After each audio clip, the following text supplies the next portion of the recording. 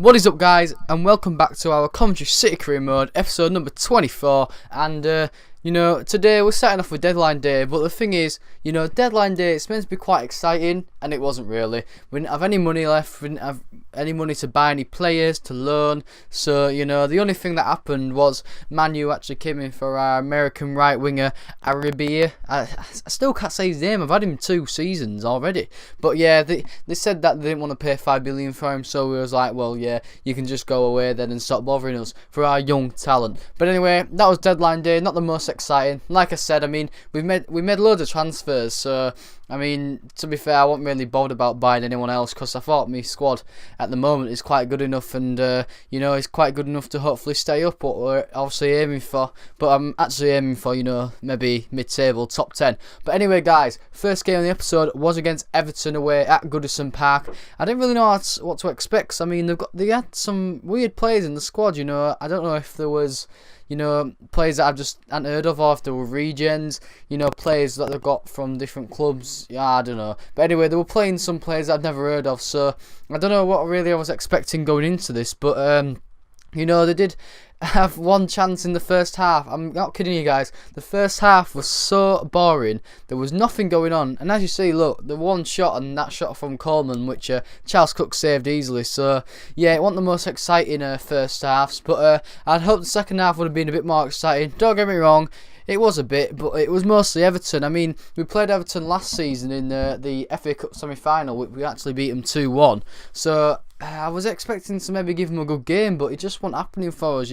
Our formation wasn't doing us any justice. And as you see here, they passed out the ball through the middle by about 3 players, and obviously Aidan McGeady, who's on loan at Sheffield Wednesday now in real life, he scores, and he gets his first goal of the season and makes it 1-0 to Everton, which was a bit frustrating. To be fair, they did deserve it because, like I said, I didn't have any chances. As you saw there, the only chance we had really kind of just trickled near the line, and there was a Ross Blackwell just standing there, which he didn't kick it off the line at all. It just trickled towards him. He controlled it, so we didn't really put up a fight in that game. I was a bit disappointed, really. I didn't have a player to make me a chance, create something. There was just nothing. There was no spark. It was just all passy, lose the ball, Everton on the break.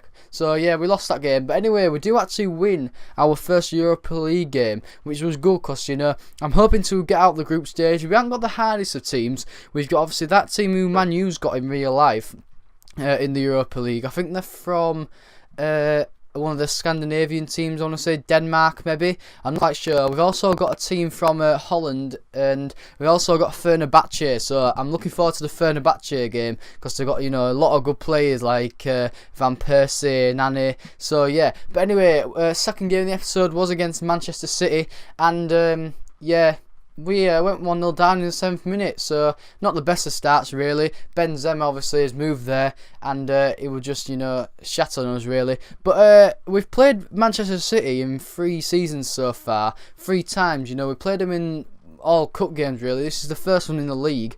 We've lost both of them, so, I wasn't really expecting to win this one. And as you see, Charles Cook, mate, come on, man. I don't know. Why did he go to Boney? He knew Boney was going to flick the header on. He didn't have to go out. He could have just stayed in his net and just caught that. But as you see, Boney does score, which was so frustrating. And they also make it 3-0. I got to say, it was a fantastic cross from Kolarov. I'm not taking that away from him. And as well, it was a good header from Benzema. So, 3-0 at half-time. Bit disappointing. But some reason in the first 3 goals, the Everton's first one and the 2 Manchester City first ones, for some reason it didn't show you any celebrations, which I thought was a bit weird, and I didn't really know what was going on. And as well, they didn't even show Boney's, how many goals he's got, so it was a bit crap, really. But thankfully it showed Benzema's, and we actually, second half, we had to put up a better fight, and we actually got a penalty from Jordan Rhodes, the captain for the Manchester City side this game. Zabaleta, I cut inside, did a little fake shot with Rhodes, he took me out, and Rhodes has about 84 rated penalty, so he's definitely my penalty taker, and he's definitely not going to miss that. Joe Hart didn't even move, and Jordan Rhodes makes it 3-1, so really good by him. I think he's like one of my only players that's like scored, so you know he's doing really well. To be fair, I'm glad I bought him really, because I remember him on FIFA 14 and FIFA 15, I didn't like him at all. You know, don't get me wrong, he didn't have any pace.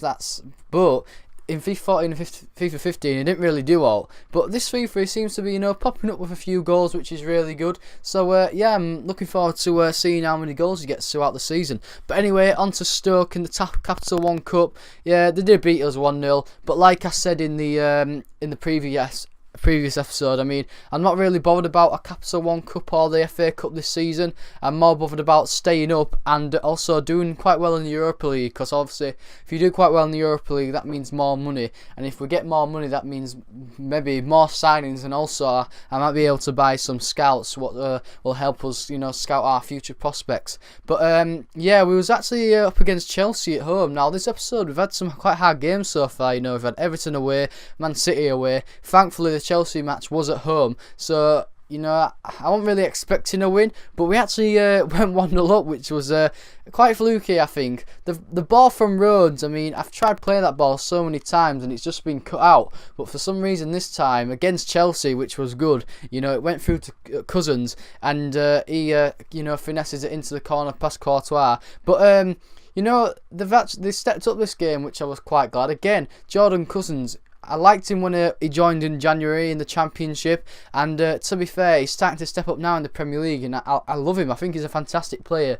Like I already praised him before, you know, he's got pace, he's got dribbling, he's got passing, you know, he can basically do everything. He can score goals as well, and I'm so glad that he can also play a winger, because obviously that aspect of his game comes into that. And as you see, you know, 90th minute, we win 1-0 against Chelsea, which is absolutely fantastic. You know, 3 points off Chelsea.